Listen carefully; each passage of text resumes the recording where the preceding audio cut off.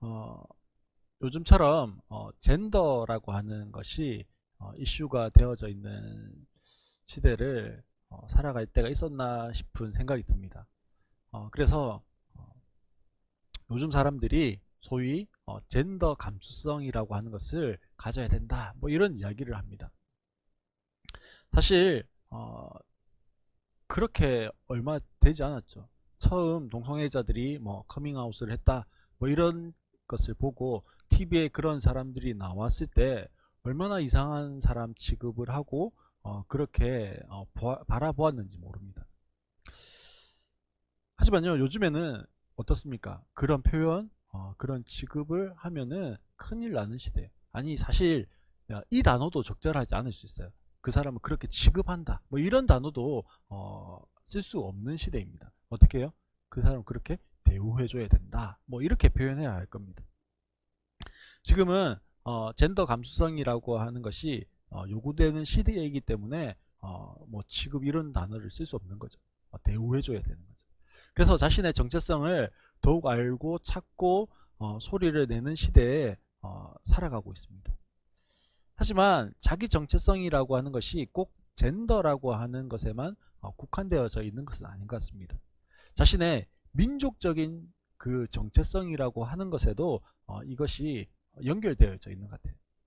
예를 들어서요, 미국에 살고 있는 뭐 이민 2세대, 3세대들이 있습니다. 혹은 그 일제 시대에 독립운동 한다고 저기 만주로 넘어갔던 그런 고려인들, 조선족들이 있습니다. 그리고 또 고려인들이 있죠. 이런 사람들은요, 미국 사람일까요? 아니면 중국 사람일까요? 러시아 사람일까요? 어느 나라 사람이죠? 분명히요, 얼굴이 같아요. 그리고 뭐 생활 방식이 비슷할 수 있습니다. 그러니까 어떤 분이요, 이 사람이 미국 사람인지 한국 사람인지, 이 사람이 한국 사람인지 중국 사람인지 알 수 있는 아주 쉬운 방법이 있다, 이렇게 이야기하셨습니다. 어떤 방법인 줄 아십니까? 예를 들면 그런 거예요. 한국하고 중국하고 축구 경기를 합니다. 축구 경기를 하는데 이 사람이요, 한국이 골을 넣는데 아주 그 안타까워하면서 중국을 응원하고 있으면요, 이 사람은, 예, 분명히 우리와 똑같은 말을 쓴다 할지라도 이 사람은 어디 나라 사람인 거예요? 중국 사람인 거예요. 반대로요, 어, 한국이 골을 넣는데 아주 환호한다, 이 사람은 한국 사람인 거예요. 왜 그럴까요? 그 사람이요, 가지고 있는 정체성이 그 나라에 있기 때문에 그래요. 그러면 이 정체성이라고 하는 것은 도대체 어디서부터 올까요? 그건요, 많은 역사학자들이 이야기하기를, 그래서 역사를 가르쳐야 된다, 그렇게 이야기합니다. 그러니까요, 우리가 세계사를 배웁니다. 근데 세계사라고 하는 것 자체가 그 세계에서 일어난 일들이에요. 근데 우리가 세계에서 일어난 일들 보면서요, 열받아 하진 않아요. 근데 우리가 한국사를 배웁니다. 한국사를 배우면서 저 뭐 고구려의 을지문덕 강감찬 장군이 그 이겼을 때 와 이렇게 환호합니다. 반대로 임진왜란이 일어나가지고 뭐 소수행장 이런 사람들이 와가지고 길을 베고 막 이렇게 한 거 보면 열받아 하는 거. 왜요? 나의 역사, 우리의 역사이기 때문에 그래요. 반대로 일본 사람들은요, 뭐 기베가 이렇게 하는 걸 보면서요, 막 열받아 할까요? 그렇지 않겠죠. 우리의 역사이기 때문에 그래요. 나의 정체성이 거기에 있기 때문에 그런 거라는 거죠. 그 역사를 배움을 통해서 나의 정체성을 찾아가는 겁니다. 오늘 본문에 보면요, 모세가 등장해요. 모세를 보면요, 옷차림도 문화도 언어도 전부 다 이집트 사람이었어요. 그래서 르우엘의 딸들이 아버지에게 찾아가서 뭐라고 이야기합니까? 이집트 사람이 도와주었다, 그렇게 이야기합니다. 그만큼 모세의 외적인 모습은 전부 다 뭐예요? 이집트 사람입니다. 그러나 사실 모세가 지금 왜 미디안 광야까지 도망가 있을까요? 사실은요, 자기 정체성 때문에 그런 거예요. 자신이 히브리인이라는 그 정체성이 지금 모세로 하여금 도망자의 모습으로 있게 했고요, 지금 미디안 광야에 모세가 있게 만들었다라는 거예요. 모세는 아마도 할례를 받았지 않을까 싶습니다. 왜냐하면 하나님께서 창세기에 보면 아브라함을 부르셨어요. 그리고 아브라함에게 할례를 행하도록 하셨어요. 아브라함은 나이가 들어서 했겠죠. 그렇지만 아브라함 이후에 태어난 자녀들 제일 처음 했던 게 이삭이죠. 이삭은 난지 8일 만에 할례를 행합니다. 남자의 생식기에 표피를 벗겨내는 뭐 우리로 치면 복용수술이라고 하는데 그걸 행하는 거예요. 그러면 그렇게 함을 통해서 하나님의 할례를 통해서 말씀하시는 게 뭘까요? 정체성이에요. 너희들은 오줌 눌 때마다 화장실 갈 때마다 뭘 기억해라는 거예요? 하나님의 언약의 백성이라고 하는 증표가 너희에게 너희 몸에 새겨져 있는 것을 뭐라고요? 기억해라 이 말이에요. 근데 분명히 애굽의 말과 애굽의 학문과 애굽의 풍습을 가지고 있지만 자기 몸에 무엇이 새겨져 있어요? 하나님의 언약의 백성이라고 하는 그 증표가 새겨져 있다라는 거죠. 뿐만 아닙니다. 친모인 요게벳이 모세를 뭐 합니까? 양육하죠. 젖을 먹여서 양육하잖아요. 근데 바로의 공주의 궁전에서 양육하는 게 아니고요. 요게벳의 집 혹은 또 제3의 장소, 궁전은 아닌 제3의 안전한 장소에서 양육을 해서 어떻게 합니까? 이제 걷게 되었을 때 바로의 공주에게로 딸 공주에게로 보내었다 이렇게 성경이 기록하고 있습니다. 그 말은 뭡니까? 젖을 먹이고 아이가 이제 기기 시작하고 말을 이제 막 시작하려고 할 그때 동안 계속해서 그 히브리식의 교육을 시켰다라는 거죠. 신명기 6장에 나오는 쉐마라고 하는 성경 구절이 있습니다. 들으라 이스라엘아 이렇게 시작하는 구절이에요. 그래서 들으라 요게 쉐마 이스라엘 이렇게 해서 쉐마라고 불러요.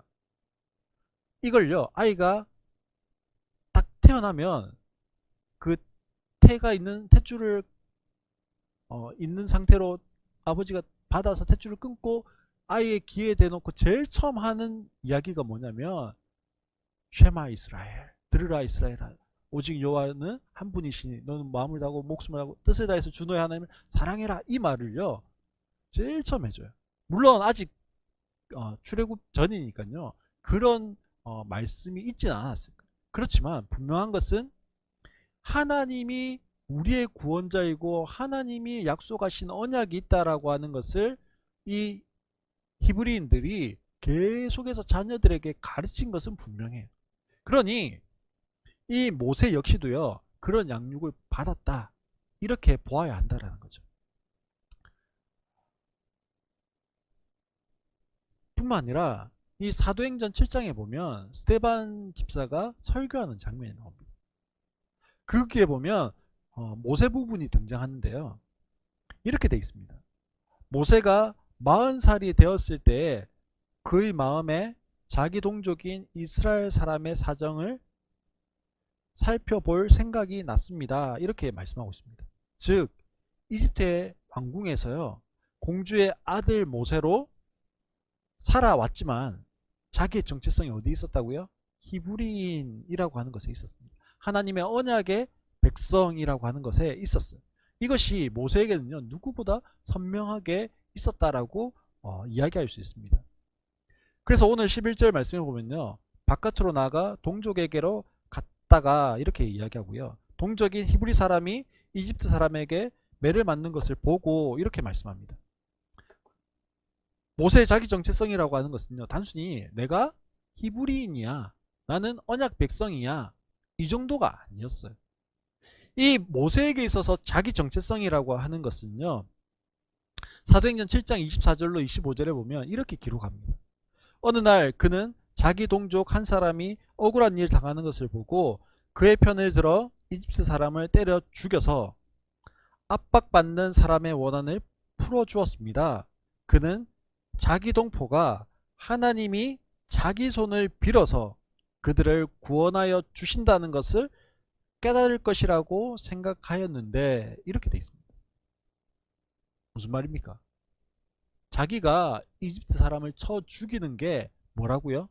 하나님이 자기에게 이스라엘 사람들 자기 동포를 구원하게 하시기 위함이었다. 이것을 누가 뭐 하기를 원했어요? 이스라엘 사람들이 알기를 원했다. 스데반의 설교에서 알 수 있는 것처럼요, 모세는 분명히 자기 정체성이 확실한 사람이었습니다.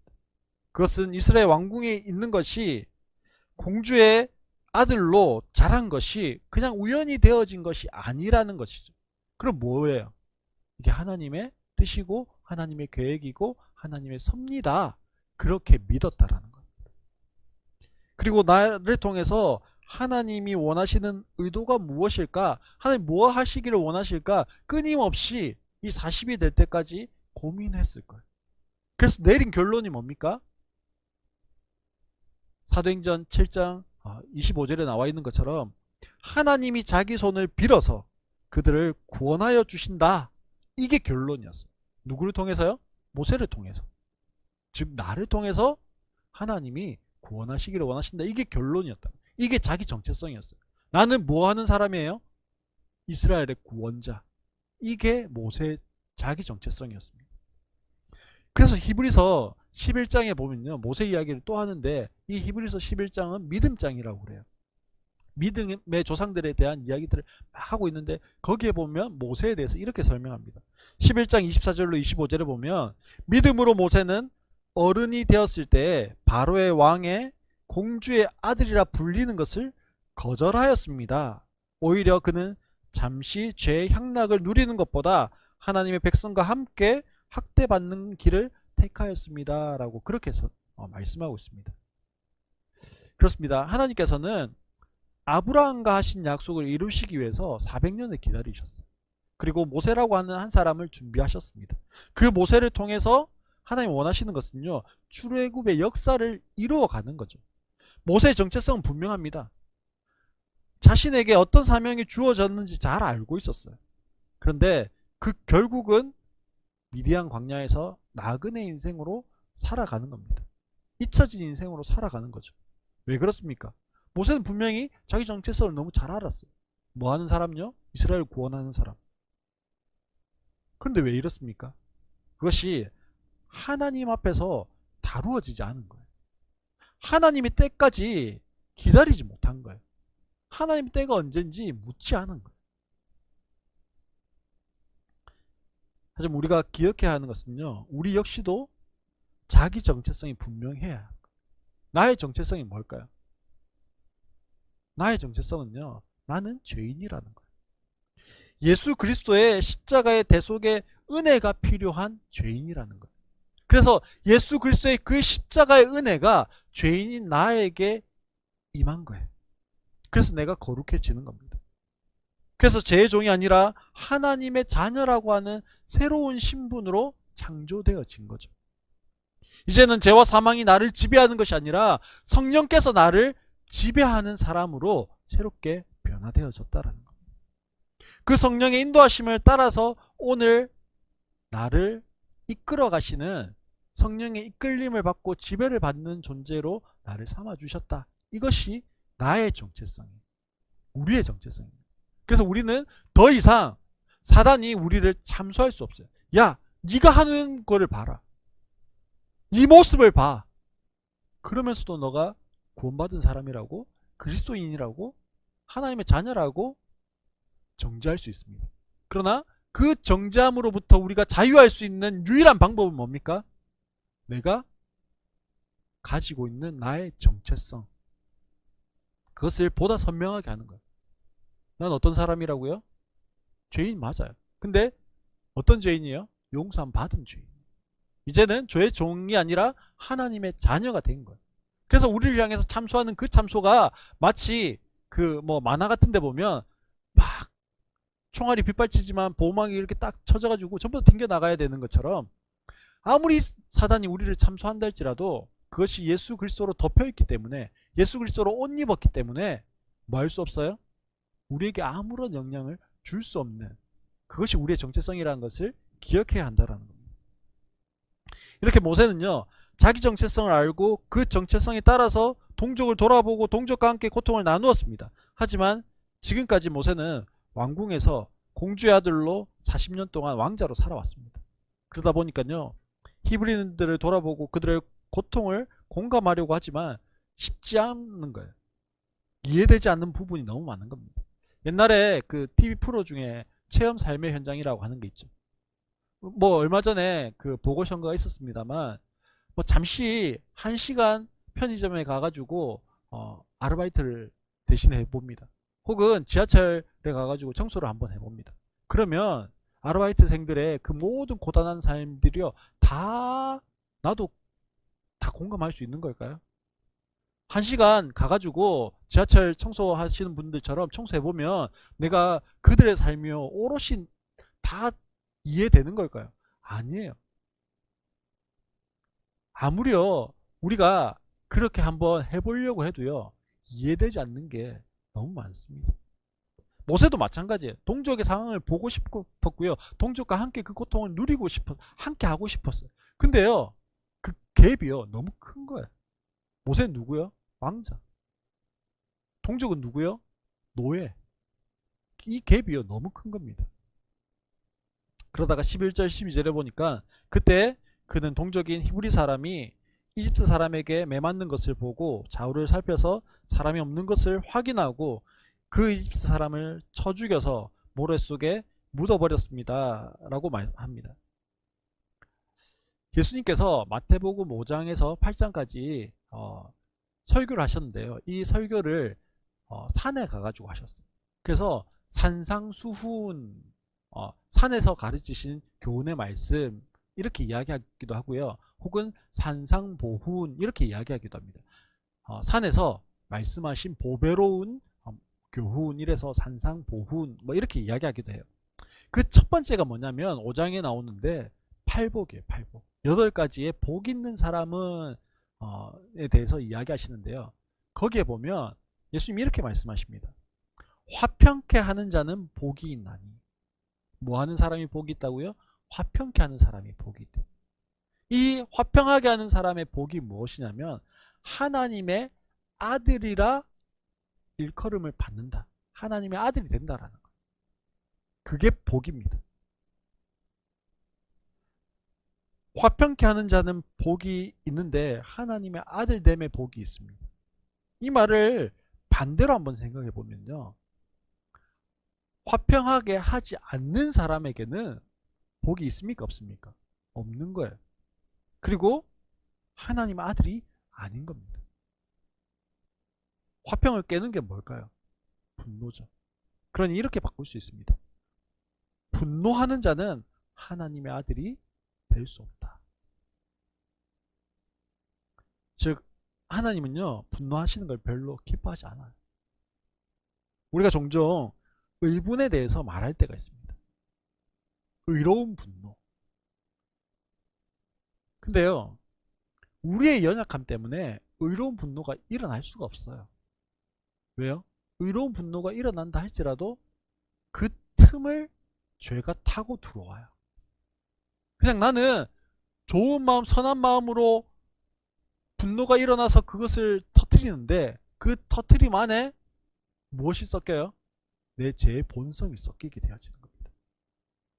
오늘 본문에 모세가 분노했다고 말하지 않습니다. 오히려 뭐라고 이야기합니까?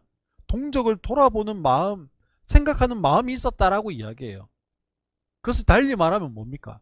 의로운 분노겠죠. 의분이라고 하는 거예요. 동족이 압제당하고 고난당하고 노예생활하는 그 참담함 속에서 살아가고 있는 그 동족을 보면서요, 그 동족을 억압하는 이집트 사람이 너무 미운 거예요. 그 사람을 향해서 분노가 일어나는 거예요. 그래서 그 분노함대로요, 그것을 그대로 뭐합니까? 발산해버리는 거죠. 예수님께서 말씀하신 것을 역으로 생각해 보았듯 분노하는 자는요 하나님의 아들이 될 수 없어요. 그러면 분노하는 자는 누구의 아들이 되는 걸까요? 사단의 아들이 되는 거고요, 사단의 종이 되는 거고요, 사단의 노예가 되는 거예요. 무서운 말일 수 있습니다. 나는 그것이 옳은 것이라고 생각해서 그래서 분노한 것인데, 그것이 하나님을 기쁘시게 하는 것이 아니라면, 하나님의 방법이 아니라면 그것보다 억울할 수 없어요. 어이가 없을 수 없고 황당하지 않을 수 없고 비참하지 않을 수 없는 거예요.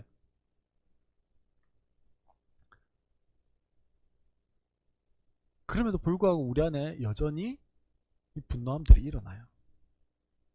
제가 어제 와서요, 주일 준비를 해야 되니까 청소를 했습니다. 공사한 것들 막 정리하고 청소를 했어요. 근데 공사한 것들요, 뭐 걸레질도 하고 빗질도 하고 막 이렇게 하고 정리정돈하고 하면서요, 제 안에 끊임없이 일어나는 불평이 있었어요. 그리고 막 분노함들이 일어났어요. 이걸 어떻게 대갚아주지, 뭐 이런 마음들이 일어났습니다. 사실 꼭 공간이 줄어드는 것도 속상하죠.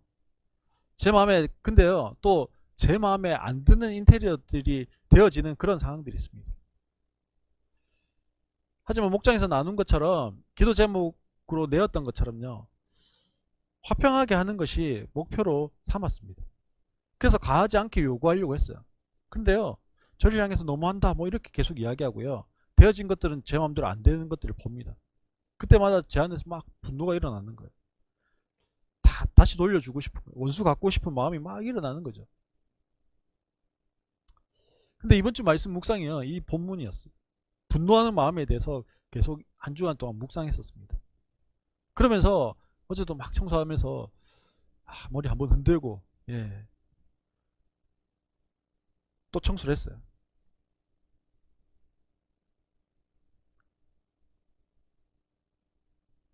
머리 한번 흔들고 이렇게 생각했어요.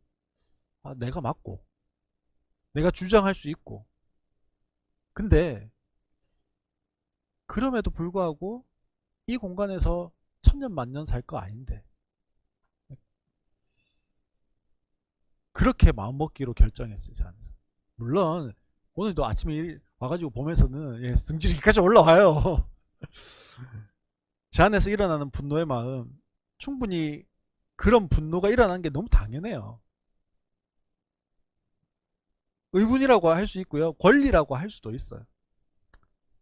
하지만요, 우리가 기억해야 할 것은요, 그것조차도 사단이 우리를 어, 죄로 틈타게 만드는 것이라면, 그것을 하나님 말씀하신다면 우리가 멈출 수 있어야 되는 것 같습니다. 사랑하는 성도 여러분, 오늘 하루도요, 우리 안에 분노해야 할 일이 얼마나 많았습니까? 아침에 눈을 뜨는 그 순간부터 우리를 분노하게 만드는, 화나게 만드는 수많은 일들이 있어요.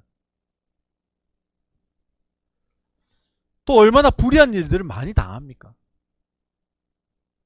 얼마나 의분이 일어나는 이 불의의 시대를 우리가 살아가고 있습니까? 하지만 예수님 말씀하시죠. 화평케 하는 자는 복이 있나니 어떻게 된다고요? 하나님의 아들이 된다고요. 우리의 정체성이 여기에 있습니다. 하나님의 아들, 하나님의 딸, 이것이 우리의 정체성이에요. 오늘 하루 내 안에 분노의 마음이 일어날 수 있습니다. 그것조차 안 일어나면 사람이 아니에요. 일어날 수 있어요. 그때 우리에게 필요한 것은 반대정신이에요. 분노의 마음이 이렇게 올라갈 때, 예, 레이저를 팍팍 쏘는 것이 아니라, 예, 우리 안에, 그래서 내가 화평케 하는 자가 되어야지. 내가 화평케 하는 자가 되어서, 예, 하나님의 아들인 것, 하나님의 딸인 것이 드러나게 해야지. 안 쉽습니다. 현실은. 분명한 것은 안 쉽습니다. 분노가 아니라 화평으로 바꿀 수 있도록 일단은 기도해야 돼. 치고 올라와요. 치고 올라오는 것들을 좀 한 템포 쉬어가는 것이 필요합니다.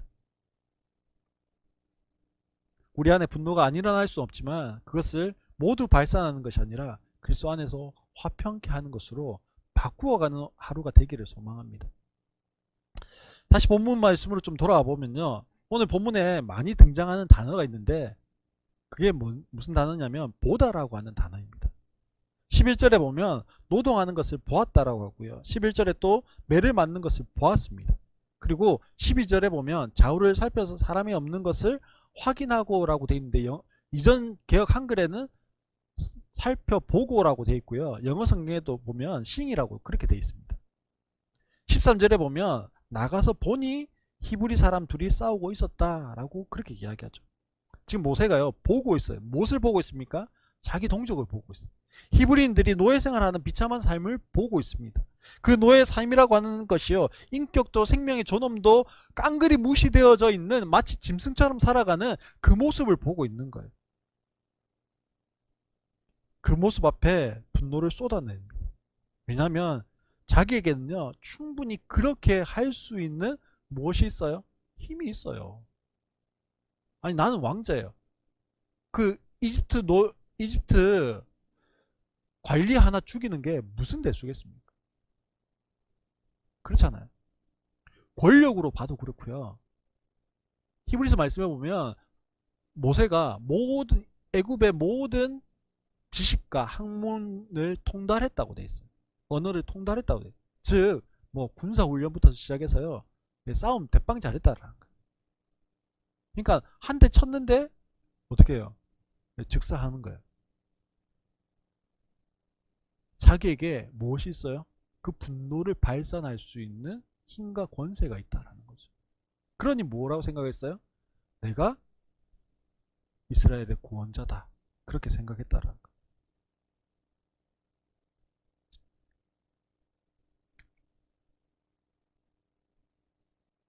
반대로요.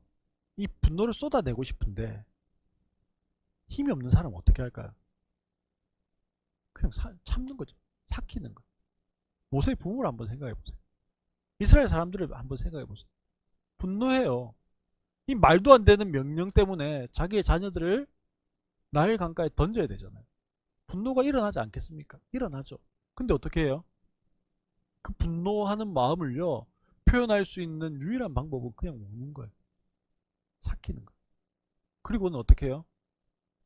다른 가족을 살려야 되니까 그냥 떠나보내는 거죠. 인간의 한계 가운데서요 그냥 참고 그 분노를 삭히는 것이 아니라, 분노하는 사람은요 그 공간 안에서는 내가 그렇게 할 수 있는 힘이 있다라고 생각하는 거예요. 가정폭력을 하는 사람은 그 가정 안에서 내가 그럴 수 있는 힘을 가졌다라고 생각하기 때문에 그런 거죠. 세상 나가서는 그냥 꾹 참고 다 당해야 되지만 이 가정 안에서만큼은 내가 그런 힘이 있어. 그렇게 생각하는 거예요. 아이들이 학교에서 학교 폭력을 하는 이유가 뭡니까?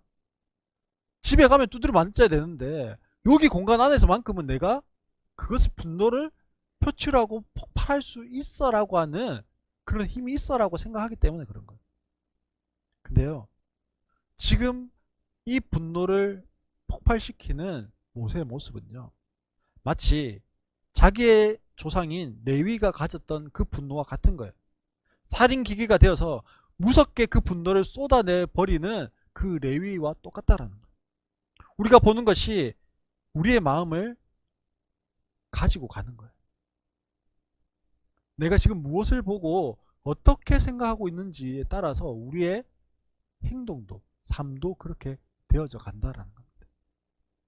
계속해서요 외모에만 우리의 시선을 고정하고 있으면 그것이 하나님이 되어져 버립니다. 그래서 그 외모라고 하는 것이 무엇합니까? 나를 조정해 가는 거예요.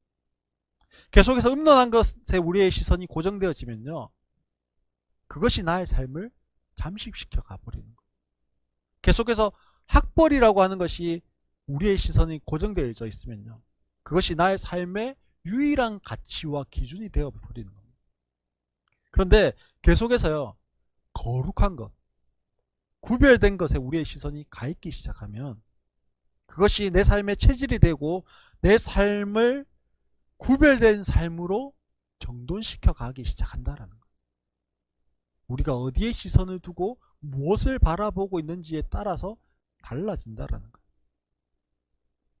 즉 우리가 무엇을 보고 묵상하고 무엇을 소망하는지에 따라서요 나로부터 흘러나오는 것이 달라진다라는 거예요. 보는 것이 정돈되어집니다. 보는 것을 구별해야 하는 거예요. 그래서 보는 것을 선별해야 하는 거예요. 오늘 본문에 등장하는 모세는 불의한 것을 참지 못하는 그런 선한 마음이 있었던 사람이 분명합니다. 그러니 자기 정체성을 알기 때문에 이 히브리 노예들을 구원해 내려고 해요. 하지만 이런 방법으로요 이집트 사람을 죽이는 것을 하나님 진짜 원하시는 방법일까요? 12절에 보면 좌우를 살펴 사람이 없는 것을 확인하고 라고 말씀합니다. 죄를 짓기 전에 좌우를 살폈어요. 죄의 습성은 좌우를 살피는 거예요. 누구 없나? 내가 죄를 지어도 되나? 확인하는 거예요. 모세 역시 좌우를 살펴서 사람이 없는 것을 확인하고 죄를 지었습니다. 그런데 진짜 사람이 없었어요? 아니에요. 모세만 몰랐어요. 14절을 보면 당신이 이집트 사람을 죽이더니 이제는 나도 죽일 작정이요 라고 그렇게 성경이 말씀합니다. 무슨 말입니까? 즉 그 살인의 현장에 많은 사람들이요 모세를 보고 있었다라는. 누구만 몰랐어요? 자기만 이 분노가 폭발해가지고 자기만 몰랐지 옆에 있는 사람들은요 모세가 살인하는 거 다 보고 있었습니다. 제가 그런 거예요. 우리는 완전 범죄라고 생각하는데 금방 드러나는 거예요. 그리고 더욱이 좌우를 살폈지만 사람의 이목, 사람의 평판 그것에만 신경 썼지만요 사실은 그것조차도 몰랐던 거예요. 그래서 성경에 뭐라고 되어 있냐면 우리가 몰래 죄를 지어요. 근데 죄가 우리를 따라와가지고 네가 죄 지었지 이렇게 이야기 안 돼.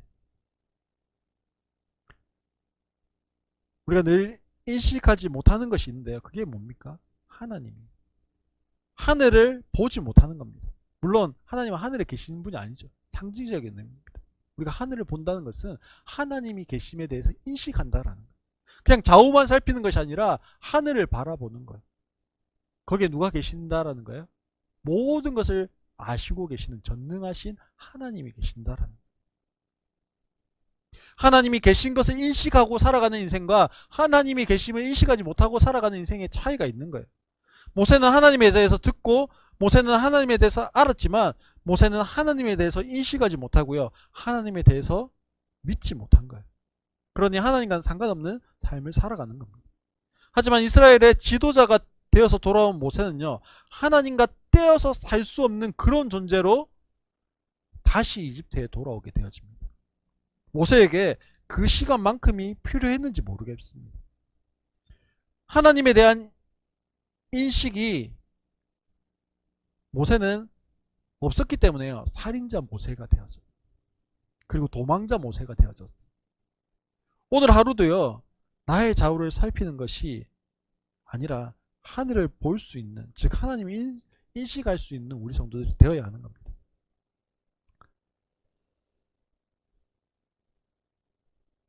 근데 오늘 본문 마지막에 보면요. 모세가 미디안 광야에서 결혼해서 자녀를 낳습니다. 그리고 자녀의 이름을 게르솜 이렇게 짓습니다. 이름의 뜻을 성경이 이렇게 이야기하죠. 내가 낯선 땅에서 나그네가 되었구나 하면서 게르솜이라고 지었다고 했습니다. 사랑하는 성도 여러분, 우리가 누구에게 무엇에 대해서 분노하는 이유는요. 그게 사실은 내 것이라고 생각하는 거예요. 내 권리라고 생각하는 거예요.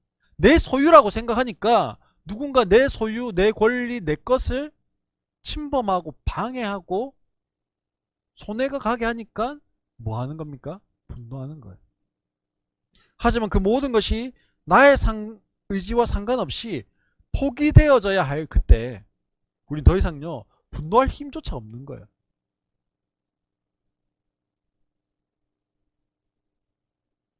지금 우리가 분노한다라는 건 뭡니까?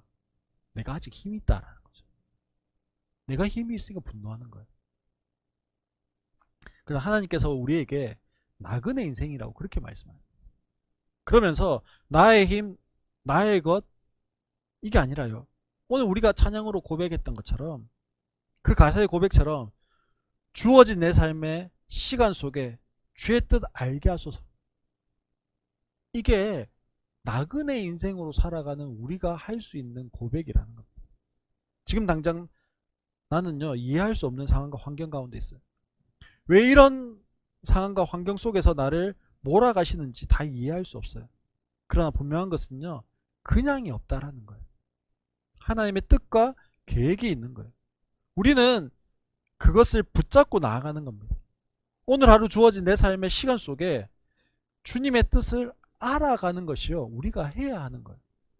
그런데 우리가 단순히 분노한다고 내 정체성을 알고 나의 사명을 이루어가는 삶을 살아갈 수 있는가? 결코 그렇지 않다라는 거예요. 우리가 분노에서 되어지는 것이 아니라 반대로요. 화평하게 하는 자가 되어질 때 하나님의 뜻과 하나님의 계획을 더 빨리 이루어 갈 수 있다라는 겁니다. 사랑하는 성도 여러분, 가정에서도 마찬가지. 가정에서도 내가 백날 잔소리 한다고 듣던가요? 저희 아내가 그래요. 내가 지금까지 잔소리했는데 얼마나 더 잔소리해야 되냐고. 예, 안 되죠. 우리 자녀들을 향해서 저도 잔소리를 합니다. 해보면 예, 될까요? 안 돼요. 직장에서 뭐 사업터에서 그러면 되던가요? 화내면 잠시 잠깐은 되죠. 뭐 그러잖아요. 삼국지에 보면 가장 사람들이 따르는 장수는 어떤 장수라고요? 예, 덕장이라고 그러죠. 그 말은요, 다르게 이야기하면 사람의 마음을 움직이는 사람이 예, 그 일들을 이루어갈 수 있는 거예요. 사랑하는 성도 여러분, 화평케 하는 자가 그런 사람인 것 같습니다. 분노함으로 되는 것이 아니라요, 하나님 안에서 화평을 이루어가는 사람, 그리고 그 화평으로 주의 뜻과 주의 계획을 알아 그것을 쫓아가는 삶을 살아갈 때 그 가운데 우리가 온전한 하나님의 자녀, 하나님의 아들과 딸이라고 하는 우리의 정체성을 보다 선명하게 하고 그 삶을 살아갈 수 있는 것 같습니다. 우리 성도님들, 우리 안에 일어나는 분노들을 내려놓고, 아니 내려놓게 해달라고 좀 기도하면서 나아갈 수 있었으면 좋겠습니다. 그래서 우리 안에 화평으로 채워져가는 한 주간이 되어지기를 주의 이름으로 축원합니다.